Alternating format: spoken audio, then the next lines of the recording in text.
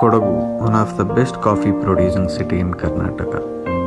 Many plantations in this region were started by the British in the 19th century, then sold to the locals when India got independence in 1947. Now Kodagu produce coffee crops of about 1,10,730 million tons per every year, which accounts to 50% of the state's and 35% of the country's production.